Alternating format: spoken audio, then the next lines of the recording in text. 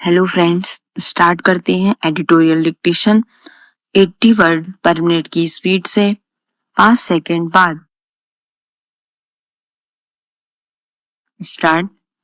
गुलामी के कारण भारत का प्राचीन सेहत का ज्ञान सदियों से हाशिए पर रहा है, लेकिन पिछले एक दशक के राजाश्रय में इसकी देश विदेश में प्रतिष्ठा स्थापित हुई।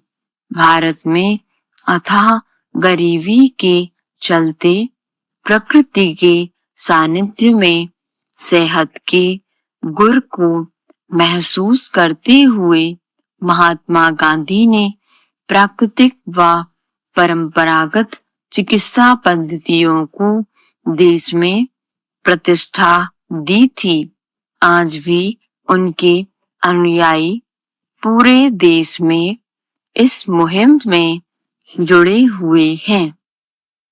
यह सुखद ही है कि एक दशक पूर्व राजग सरकार ने जिस आयुष मंत्रालय की स्थापना करके इस दिशा में जो रचनात्मक पहल की थी, उसके उत्साहजनक परिणाम सामने आ रहे हैं। उसके चलते भारत ही नहीं, विदेशों में भी हमारी पारंपरिक चिकित्सा पद्धतियों की स्वीकार्यता बढ़ी है। इस अभियान के एक दशक पूरे होने पर आयुष मंत्रालय द्वारा जारी आंकड़ों के अनुसार 2014 में जो आयुष बाजार 2.8 अरब डॉलर था, उसका आकार बीते साल तक 43.4 अरब डॉलर हो गया है। ये एक बहुत उत्साहजनक आंकड़ा है। इतना ही नहीं, आयुष बाजार का निर्यात भी दुगना हुआ है, जिससे इस पद्धति की अंतर्राष्ट्रीय स्वीकार्यता का पता चलता है। जाहिर है कि इसे एक पूरक चिकित्सा के रूप में मान्यता मिल रही है। आधुनिक चिकित्सा पद्धति ने शोध अनुसंधान व बड़े पूंजी निवेश के चलते अप्रत्याशित उन्नति की है। ऐसे में यदि विज्ञान व परंपरागत चिकित्सा पद्धति में समन्वय बने तो मानवता का कल्याण ही होगा। यह तथ्य किसी से छिपा नहीं है कि तीव्र विकास की छाया में गरीबी का भी विस्तार हुआ है। महंगी होती चिकित्सा पद्धति गरीब की पहुंच से दूर होती जा रही है। सरकारी चिकित्सा तंत्र मरीजों के भारी बोझ से चरमरा रहा है। ऐसे में यदि जीवन शैली में सुधार, सजगता व शारीरिक सक्रियता से लोगों को स्वास्थ्य लाभ मिले तो किसी को परेशानी नहीं होनी चाहिए। इसे पूरक चिकित्सा पद्धति के रूप में स्वीकार किया ही जाना चाहिए। यह भी एक हकीकत है कि आयुष बाजार के विस्तार से जहां सेहत के प्रति जागरूकता बढ़ाने और उपचार में मदद मिली है, वहीं इससे रोजगार व उद्यमिता को भी संबल मिला है। एक ओर जहां आयुर्वेदिक दवाओं के उत्पादन से रोजगार बढ़े हैं, वहीं इसमें प्रयोग की जाने वाली जड़ी बूटियों, फल और इससे जुड़े जैविक उत्पादों से ग्रामीण अर्थव्यवस्था को भी संबल मिला है।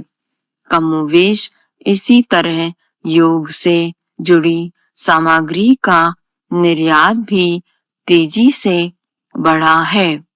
प्रधानमंत्री के प्रयासों से योग को वैश्विक मान्यता मिली है।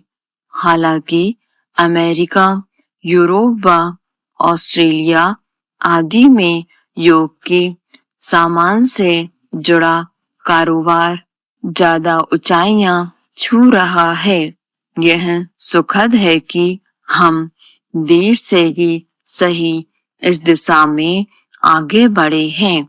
हमारे आयुर्वेद के उत्पादों को विश्व स्वास्थ्य संगठन की मान्यता मिलना भी एक बड़ी उपलब्धि है। इस दिशा में आधुनिक चिकित्सा के साथ समन्वय स्थापित कर आगे बढ़ने के लिए साझे प्रयास जरूरी होनी चाहिए। इसे पूरक चिकित्सा पद्धति के रूप में स्वीकार किया ही जाना चाहिए।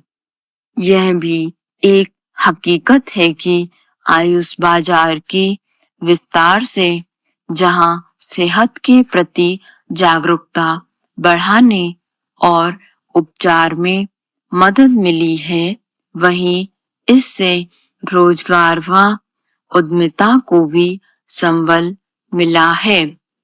एक ओर जहां आयुर्वेदिक दवाओं के उत्पादन से रोजगार बढ़े हैं, वहीं इसमें प्रयोग की जाने वाली जड़ी बूटियों, फल और इससे जुड़े जैविक उत्पादों से ग्रामीण अर्थव्यवस्था को भी संबल मिला है। कमोवेश इसी तरह योग से जुड़ी सामग्री का निर्यात भी तेजी से बढ़ा है। प्रधानमंत्री के प्रयासों से योग को वैश्विक मान्यता मिली है। हालांकि अमेरिका, यूरोप व ऑस्ट्रेलिया आदि में योग के सामान से जुड़ा कारोबार ज्यादा ऊंचाइयां छू रहा है। यह सुखद है कि हम देर से ही सही इस दिशा में आगे बढ़े हैं। हमारे आयुर्वेद के उत्पादों को विश्व स्वास्थ्य संगठन की मान्यता मिलना भी एक बड़ी उपलब्धि है। इस दिशा में आधुनिक चिकित्सा के साथ समन्वय स्थापित कर आगे बढ़ने के लिए साझे प्रयास जरूरी है। ऐसे में बहुत जरूरी हो जाता है कि हम आयुष उत्पादों की गुणवत्ता बनाए रखने पर विशेष ध्यान दें। उनका आधार वैज्ञानिक प्रमाण हो। इससे भारत पारंपरिक चिकित्सा पद्धति के जरिए वैश्विक नेतृत्व करने में सक्षम हो सकेगा। स्टॉप। धन्यवाद। आपको डिक्टेशन पसंद आई हो तो लाइक और सब्सक्राइब करना ना भूलें।